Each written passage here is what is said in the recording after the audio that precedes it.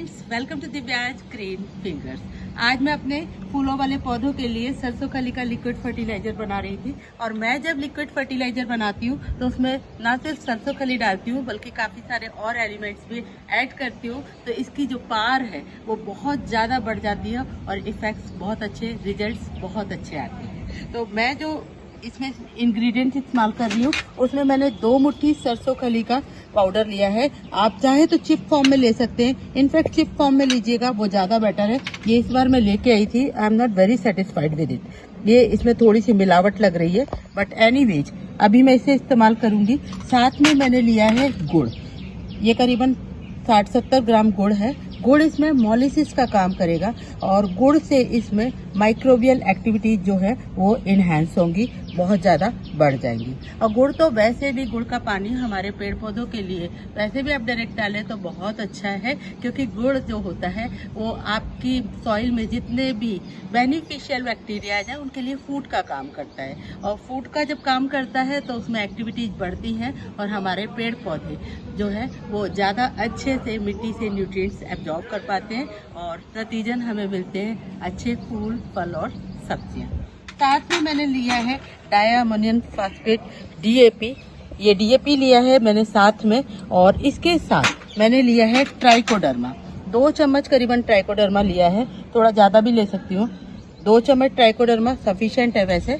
तो ये ट्राइकोडर्मा जो होता है वो भी सेम फंक्शन है कि जो बेनिफिशियल माइक्रोब्स है, बेनिफिशियल फंगस है हमारे पौधों में, वो बढ़ाता है। तो अब इसको मैंने घोल के रखा है और ये इस तरह से करीबन 1 कप पानी, 1 मग पानी लिया है। 1 मग पानी में मैं इन सबको मिलाकर रख दूंगी। तो ये गुड़ मिलाया मैंने, DAP मिलाई, और DAP को जो है वो मैं अलग से घोलूंगी। तो ये अलग से मैंने पहले घोल के इस तरह से रखी है। DAP को मैं अलग से घोलूंगी और इसके साथ इसमें मिलाऊंगी मैं ट्राइकोडर्मा। तो ये तीनों चीज़ों का घोल मैंने एक साथ बना लिया है और इसे रख देंगे करीबन 4 दिन के लिए। और 4 दिन जब हम इसे रखेंगे तो बीच बीच में हम इसे हिलाते जरूर रहेंगे, क्योंकि हिलाने से इसमें होगा एरिएशन, और जितना इसमें एयर इन्फ्यूज होगी उतनी माइक्रोबियल एक्टिविटीज बढ़ेंगी और हमारी जो खाद है वो और ज़्यादा बेनिफिशियल होती जाएगी। तो ये करीबन 1 लीटर पानी था, उसमें मैंने ये मिला दिए। और ये देखिए, ये पहले मैंने 4 दिन पहले मिला के रखा था, पहले से तैयार है ये मेरा DAP तैयार है। और ये मेरा सरसों खली, ट्राइकोडर्मा और गुड़ का पानी तैयार है। अब इसे फर्दर तैयार करने के बाद, ये जो सरसों खली होती है इसमें बहुत सारी माइक्रो और मैक्रो न्यूट्रिएंट्स रहते हैं जो हमारे पौधे को हेल्प करते हैं ग्रो करने में।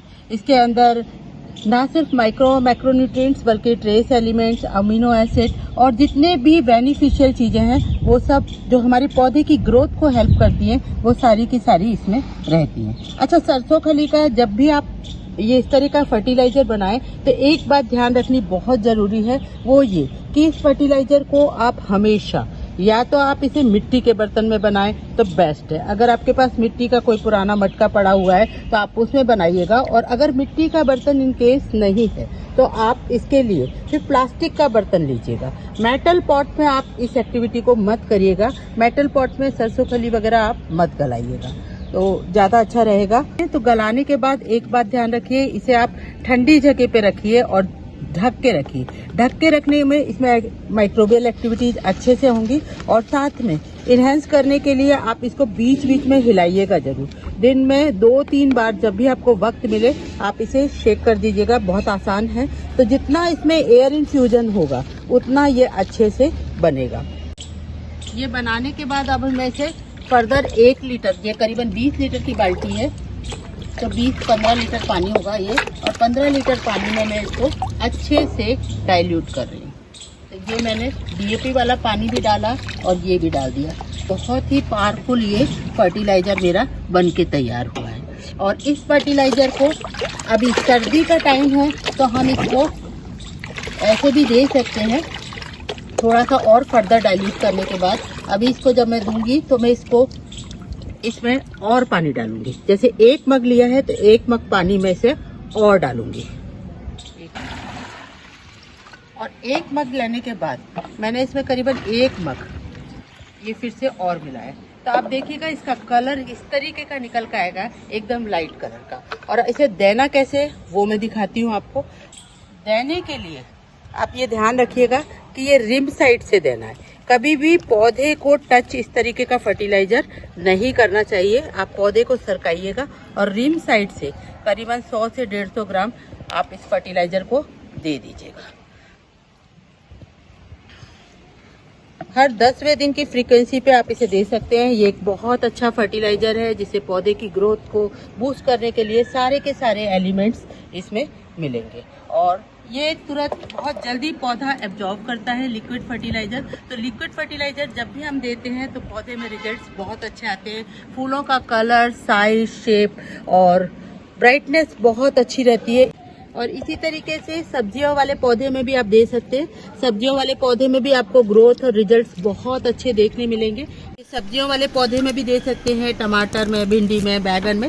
ये सब्जियां मैंने लगाई थी 1 महीने पहले पॉज से और आप देखिए फ्रूटिंग शुरू हो गई है। अब इसमें नियमित अंतराल पे मैं सरसों खली का फर्टिलाइजर दूंगी तो ये बहुत अच्छी सी फ्रूटिंग निकलेगी मेरे को और बहुत अच्छी सब्जियां ग्रो होके आएंगी और ये सब ऑर्गेनिक होंगी। तो सरसों खली का फर्टिलाइजर एक बहुत ही सस्ता, सुंदर और सुलभ उपाय है और इसको और पावरफुल बनाने के लिए आप मिला लीजिएगा इसमें गुड़ तो और ट्राइकोडर्मा। तो ये बहुत फ़ायदा करता है आपकी सब्जियों वाले पौधों में, फलों वाले पौधों में और फूलों वाले पौधों में, और सभी में रिजल्ट्स बहुत अच्छे आते हैं। ये जिरेनियम लग रहे हैं। सरसों खली का फर्टिलाइजर जब देते समय कुछ बातें ध्यान में रखने लायक हैं कि जैसे ये फर्टिलाइजर जब भी आप दें हमेशा रिम साइड से दें, पौधे की स्टेम को ये टच नहीं करना चाहिए।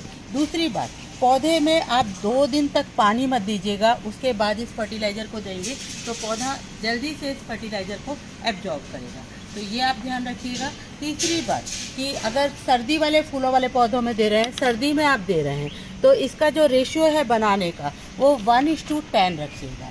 यानी कि 1 मग सरसों खली का फर्टिलाइजर जो आपने बनाया है, रेडी किया है और 10 लीटर पानी। और अगर गर्मी में दे रहे हैं तो ये 1:15 रखिएगा। सरसों खली के फर्टिलाइजर को आप इंडोर प्लांट्स पे भी मत दीजिएगा और साथ ही कैक्टस, सकुलेंट्स वगैरह अगर आपने लगा रखे तो इसमें फर्टिलाइजर को आपको नहीं देना होता। इसमें आप DAP दे सकते हैं, यूरिया भी कभी चाहें सर्दी के सीजन में दे सकते हैं, लेकिन इनमें सरसों खली का फर्टिलाइजर वर्क नहीं करता है तो आप इनमें ये फर्टिलाइजर ट्राई मत कीजिएगा।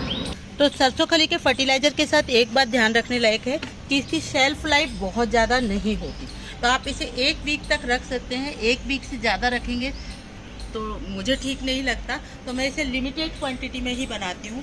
आप भी लिमिटेड क्वांटिटी में बनाने ट्राई कर सकते हैं कि आप 1 हफ्ते के लिए 2-3 मुट्ठी का बना लीजिएगा एज पर योर रिक्वायरमेंट और उसे अपने पौधों में दीजिएगा। आप ज़रूर से इस फर्टिलाइज़र को इस्तेमाल कीजिएगा और आपको अमेजिंग रिजल्ट देखने के लिए मिलेंगे। तो फ्रेंड्स, आई होप आपको ये वीडियो पसंद आया होगा और अगर आपको मेरा ये वीडियो पसंद आया है तो इस वीडियो को लाइक कीजिएगा, कमेंट कीजिएगा, शेयर कीजिएगा और मेरे चैनल को सब्सक्राइब कर लीजिएगा।